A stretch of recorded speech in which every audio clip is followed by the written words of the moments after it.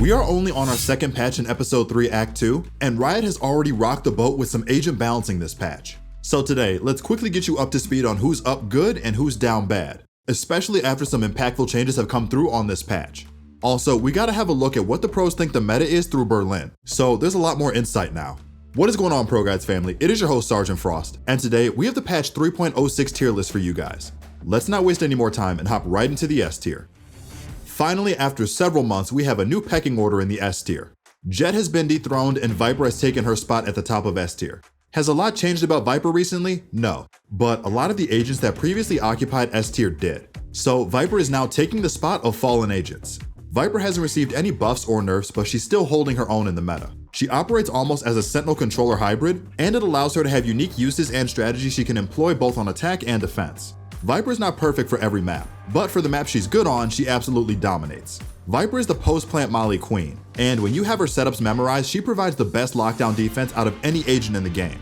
Viper can do the absolute most without having to sacrifice much in return, and that is enough to guarantee her a top spot in the S tier. Next up in the S tier is none other than the Russian hunter Sova. If you were paying attention to VCT Berlin this past weekend, you will understand why Sova is number 2 in the meta. You need to be doing something right to be the second most picked agent with a 64% pick rate in the entire tournament. Sova got a small buff last patch by allowing his ultimate to do more damage to utility. It's minor, but it's a nice quality of life change that can help sometimes when going for a pick. Sova is a mainstay in the meta because of his info gathering, and his ability to work off of his utility with his shock darts and his ultimate. It's really hard to replace him on a team when his niche is so hard to fill, especially with all the informational advantages he can create. If you need a non-duelist agent to carry you in your solo queue games, start learning Sova and you'll quickly see just how impactful he can be. We thought about this one for a bit, but we decided that it's going to take more than a few nerfs to take a god down. That's why Jett still isn't completely out of the S tier, despite the nerfs she got this patch. Also, the nerfs don't actually target her most oppressive ability, which is her dash, so she still has some insane practical uses while her potential is slightly toned down. To sum it up, Jett only has 2 smokes now, and her right click on her ultimate now no longer resets after a kill, but the right click damage was reverted to 1 shot in the head. This change makes her right click stronger, but also a single use rather than a resetting shotgun. It's not the complete end of the world as her left click still resets her knives, but it takes away the easy right click crutch that many people relied on. On top of that, Jett only has 2 smokes, which makes her have to play a bit more conservatively in game. If anything, these 2 nerfs don't actually hurt Jett's viability as an agent, but instead target the momentum that Jett can have after landing the first kill or securing an entryway into sight. Without the ability to right-click reset, dashing into sight and securing a kill no longer means being able to push deeper while the enemies are trying to rotate and just get an easy 2k or 3k with knives. On a similar note, having only 2 smokes means that after a smoke dash into sight, Jett can only work with 1 more smoke. Which also means that if she can get the first entry or has to have an extended fight against the site player, she most likely won't have the utility to maintain the momentum that Jett used to be able to by having more utility at her disposal. So Jett is still very powerful at face value, but she can no longer win 1 duel and potentially seal off a site completely with her utility or pressure after the fact. So if you're trying to learn Jett, don't worry, she's still really strong, but she can no longer roll through teams without a care, and will require better fundamentals to achieve the same success as before. Luckily, fundamentals and agent knowledge is something that can always be improved through coaching from better players. Our Radiant and Immortal level coaches on ProGuides.com are trained to help you improve at any level. So whether you're trying to take your Jett game to the next level or brush up on your aim and game sense, we have the resources to do so. So if you're serious about ranking up this act and realizing your potential as a player, definitely come give us a visit. Starting off the A tier this patch, we have Skye being demoted from S tier. Skye was one of the devs' main focus with nerfs this patch, and rightfully so.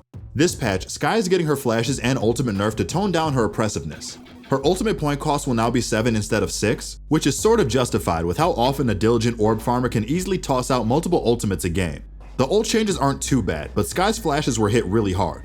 Now, it's a lot harder for Skye to play off herself because her pop flash is now clunkier. Her flash has got a small activation delay nerf, and Skye's equip time for her gun after she pops her flash is now increased too, so you can't swing as freely after pop flashing a corner. However, there are ways people can play around this, as you can still take out the gun and then pop flash. So, smart Skye players can angle her flashes to travel on a wall and then explode as it rounds the corner. Even with these nerfs to a couple of her key abilities, Skye still deserves her spot in A tier, as she is still more than useful, and the devs just wanted her to be more of a team player than a self-pop flashing machine like she has been since patch 3.0. She still functions well as an initiator, but just has a little bit more counterplay now. Sage is still going to be at the top half of A tier this patch. She is still one of the best stalling agents in the game, and her wall has some meta-defining strategies surrounding it. While she isn't straight up a sentinel like Killjoy and Cypher is, she offers up a lot of supportive utility with her heals and ultimate. With Killjoy being nerfed last patch and also becoming more susceptible to some utility, Sage has come back to take over the position as the best general pick for pretty much any map. It never hurts to have a Sage, although some agents might be more useful at times. So for the biggest jump we will have in our tier list this patch, we have KO flying up to the A tier for this tier list. KO was given several crucial buffs this patch, mainly focusing on his flash's viability and his ultimate utility. KO now still pulses his ultimate when he gets downed, and his flashes no longer have a fuse sound when flying, which gives your enemies a warning. His flashes also got the duration of his wind-up telegraph reduced on his flashes as well. His right click also receives similar buffs so that it's much harder to dodge now. This means that pop flashing will be significantly easier on KO, and he has the viability that everyone came to expect when he first released. Now that his flashes are a lot more viable, he can start to compete with Skye as an initiator for a flash plus team utility agent on a team comp. Not to mention that his ultimate still pulsing while down means that he will always give the same value to a team regardless of being alive or downed, which is great insurance. Without a doubt, KO's buff will give him more reason to be played in the meta, and with Skye being knocked down a peg, there's a possibility that KO and Skye might be great alternatives for each other since they both fulfill a duelist off role as well. Even though Astra has been seeing a lot of play recently in pro tournaments, the reason we are ranking Omen above her on this tier list is because of two things: consistency and ease of use. Omen is one of the most consistent agents in the game, and the main reason why that's possible is because of how simple and easy he is to use. You can throw his smokes while running, you can wide flash people to help your team confirm kills, you can shadow step and ultimate to get around the map easier. Omen has a good enough kit to be very useful in many situations, without needing to think too hard about how to use his utility properly. One of the biggest surprises to me at VCT Berlin was to see that Reyna has become a more common pick in pro tournaments, with her being sort of meta on Icebox, and being a competitive pick on Breeze in place of Killjoy.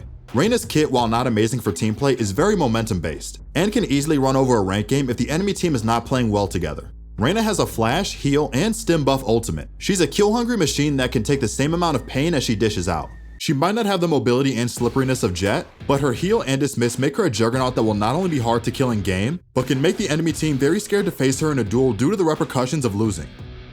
Slipping to the bottom of A tier this patch is Killjoy. Killjoy was hit with some uncomfortable nerfs last patch, and she is definitely feeling them in game. Losing a good portion of her slow on her turret makes her holds on site a bit weaker, but it's nothing that will make her fall all the way out of the meta. At the end of the day, she can scout for info, use her abilities to watch the flank, and she still has the best ultimate in the game, all while being a post-plant lineup agent with her mollies. Killjoy is no longer as annoying as she used to be, but she still has the same upfront value that her utility brings. She's a great pick for people who want to rely on their own utility to anchor sites, but has a bit more counterplay than before now. Now let's move on to the B tier. Astra has started to make a resurgence in the meta. VCT Berlin has shown that a good player can still play Astra and make her look just as broken as before. The only thing you now have to master about Astra is learning how to time and budget her cooldowns on her abilities. Another thing to note is that people generally don't understand Astra's cooldowns and abilities as well, so there's not a lot of counterplay to Astra in rank lobbies, which makes her hard to deal with despite leaving gaps at times. Once you learn the macro game of where to place her stars and how to budget using her abilities, she can still wreak havoc on a team that's unprepared. And now that the community knows that she is still viable in the right hands, expect to see a lot more players pick up Astra again. Which leads us to our question of the day: Astra or Omen? Personally, I think Astra is better than Omen when played well, but runs into the issue of requiring a lot more management and mental effort. Also, I feel like being forced to play StarCraft while you're playing an FPS game can be a little off-putting, which can hurt your individual game. But at the end of the day, I feel like I would choose Astra since she has a bit more potential. We don't want to start a controller civil war here, but we also want to get an idea of what you think, since it's a constant discussion between our analysts. Let us know what you guys think in the comment section down below. Raze got a nifty buff last patch, and it has helped her manage her economy more. Raze can now buy boombots more liberally as the price got reduced, and that fact alone has made her feel much better to play in game. Now that Raze has freed some of her economy up with the reduced price on boombot, she can focus on buying all of her abilities every round along with her rifle, and she can focus on fragging out again. While she's not a pick that is always very viable, she still has some maps where picking her would be more than worthwhile, like Bind and Split or maybe Fracture. But on other maps she's not as good and you'll be feeling limited trying to play her. In the right hands, Raze is a menace, but in general she's decent and not amazing. Our old friend Cypher is still doing his thing, and while he's not at the top of the meta, he's definitely not in the dumps either. His tripwire buff has nullified Jett's pushes that countered his hold on a bomb site in the past, so now he can breathe a little easier on defense since he knows teams won't be able to walk into a bomb site for free anymore.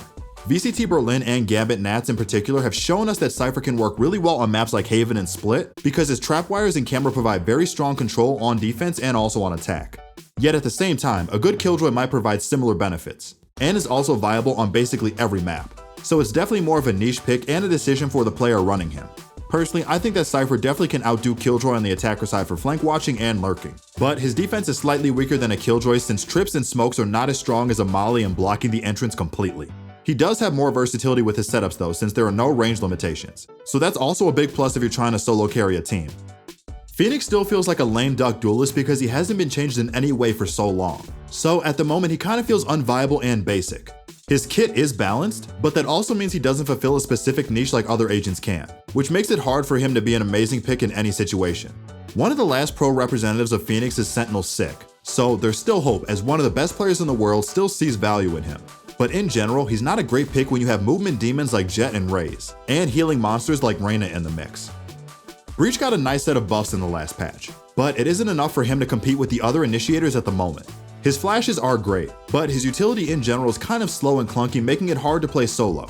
His utility is good for executing sites quickly, but at the moment, information is still king. Sova feeds us so much information that it feels wrong to not have him. He's not a bad pick by any means, but you won't find as much value out of him unless you're playing in a pre-made or you're really good at shot calling for your team, both of which is very not possible in ranked. In the C tier, we have our usual. Brim is not down bad per se, he just can't keep up with the prowess of the other controllers in the class. Viper's one of the best agents in the game, Astra's one of the best defensive controllers in the game, Omen can do anything you ask of him and then also outplay enemies on top of it. Brimstone is just lacking in the usability department within the meta, which has caused other agents to take his spot as the primary smoker. He used to be used on bind very often on pro teams, but as Berlin has shown, that's not even the case anymore. Brim is just kind of like the Phoenix for controllers. He's good in a lot of ways, but not amazing in any. At this point, I feel bad having to relegate Yuru to the last spot, but we know his help is on the way. We've said this multiple times now, but Yuru's rework is still in the works, so we just have to be patient. Once he gets his rework, which could show up sometime this episode, we can reevaluate him as an agent and see where he stands in the meta. But until that day comes, he is sitting nice and comfy at last place on our tier list. An agent that relies on outplays is just hard to justify as a good pick in most circumstances, but we do think he's more of a lurker than an actual duelist. He had pretty much no representation in Berlin, except for Zumba playing him against Sentinels on Breeze, but his performance was nothing really to marvel at, so we lack the data that says he's being undervalued. If anything, the lack of data itself is proof that he's just not on any competitive player's mind at the moment. And that concludes our patch 3.06 tier list. If you enjoyed this tier list, make sure to drop a like and subscribe to keep up to date with the latest Valorant news, updates, and guides. Also, check out our website for some truly amazing on-demand coaching. This has been your host, Sergeant Frost, and good luck on the grind this act.